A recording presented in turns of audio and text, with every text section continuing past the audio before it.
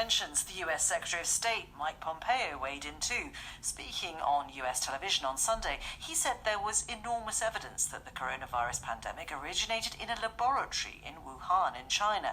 It's a theory that's been publicized by President Trump too, although US intelligence experts are still said to be investigating. The laboratory in question is the Wuhan Institute of Virology, which is run by Shi Zhengli. Maureen Miller is an infectious disease epidemiologist at Columbia University who's worked closely with Shi Zhengli.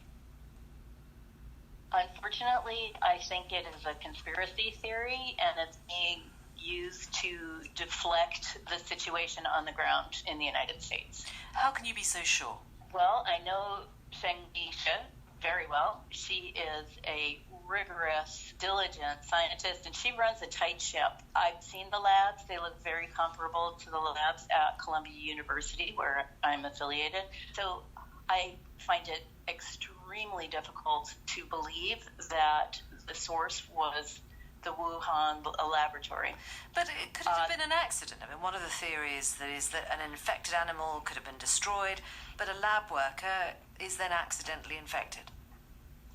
That is a theory, and certainly we're going to have a hard time debunking that theory.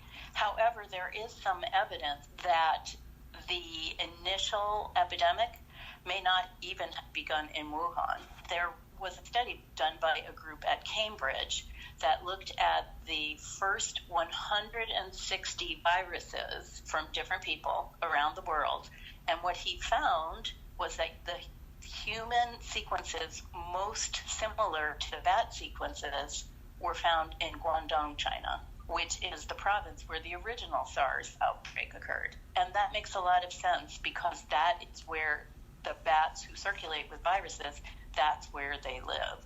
So to me, it's not surprising that they found all of these cases in Wuhan because Wuhan has the technology and the expertise to identify a new pathogen and to have some level of influence eventually to say, hey, we've got a problem here.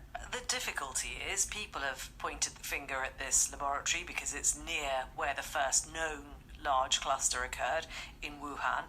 And secondly, the Chinese reluctance, in a sense, to allow researchers to go in. The WHO didn't go in for some time until afterwards, once the outbreak was well underway, has made it rather difficult to know exactly what happened. Isn't that the difficulty?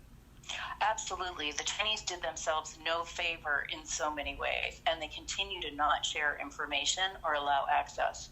It's fair enough, though, isn't it, for the Secretary of State, for the President, perhaps, to question the origins of this virus, because we may never know.